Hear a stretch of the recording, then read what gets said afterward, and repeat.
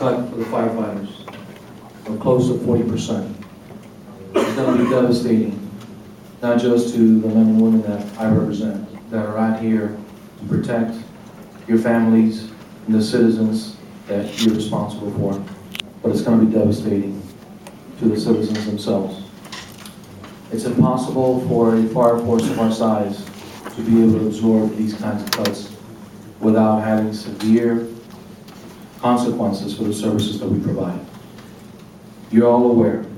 I know you guys recognize the work that we do. We are a Class 1 fire department.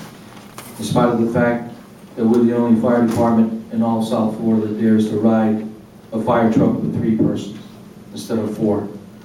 We've always done more for less. This isn't new to us, guys. You're asking us now to go out there with 166 firefighters as opposed to 271. It's impossible. And it's irresponsible for the leaders of this city that have to answer to the essential services that are provided to even consider this. A lot of it has to do with the contract negotiations. I recognize that. We've been at it for 2 years. That's true. It's also true that we have always asked, just give us a clear, transparent plan of what is the city's need, that we're here. We're ready to make those concessions. We are today ready to make those concessions. We'll make them tomorrow. As soon as we have confidence in the need that the city has, and as soon as there's a clear plan and leadership as to what it's going to take the city to the next point, if we are in fact in need.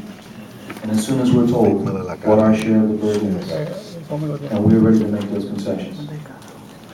You may not be aware that we accepted SAFER grants from the federal government back in 2005 and 2006.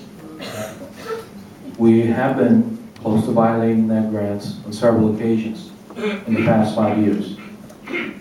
They did pull our ears, and the federal government told us, be careful because you're about to violate, you need to straighten out and make sure you keep your manning. SAFER grant basically was to augment our manpower on the street. Because we run the trucks with 3, the national standard is at least 4.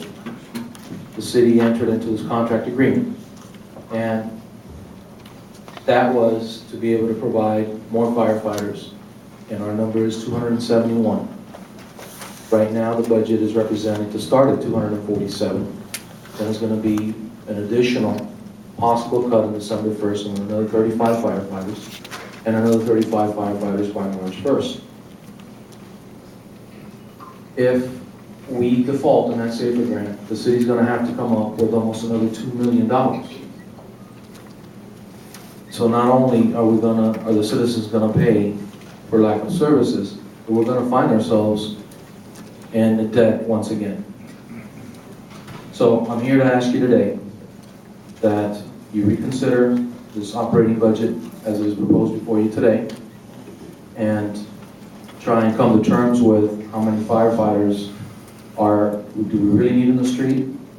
If we're going to go down to 166, somebody needs to ask some serious questions. How are we going to operate? Are we going to close stations? Are we going to call overtime? We just tried this experiment not too long ago. We fired 16 firefighters wrongfully and illegally from December 3rd of last year, and we brought them back in May. Our opinion, that was for political reasons. Well, that little political game cost the city over $1 million wasted. Not the city, the taxpayers. They're the ones that are going to pay. The taxpayers were the ones that for 6 months ran the risk of running the fire service with the most experience of our personnel without being out there for them. That was strictly retaliatory, that was coercion, and that's the way we feel. A lot of us here came to this country expecting to have a place where the law is what rules, not the demands of any one man. We've only asked for transparency. We continue to ask for that. We asked the previous administration, let's do an audit. We offered to work with you and pay if we have to help have that happen.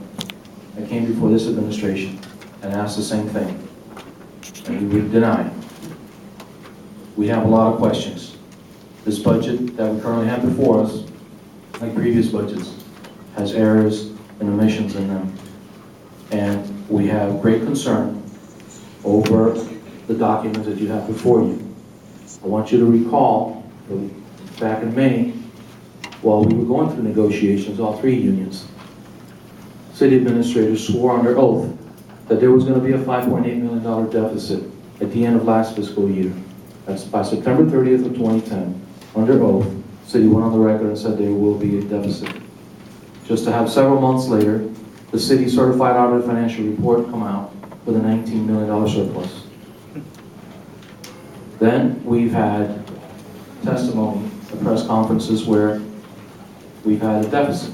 And then no, there is no deficit, but then there is a deficit. There's a lot to be questioned here. I hope that as the council members, you spend the time looking through this budget. And I have met with almost all of you in the past to discuss the budget and some of the issues that are in here. I have tried to bring these things to light in the past. And I offer myself to do that again. Any questions in detail of anything that I'm speaking of here, I make myself available to each of you individually. And that's what I want to say to you guys tonight. Please consider it well. Thank you. Thank you, Mr. Beaton.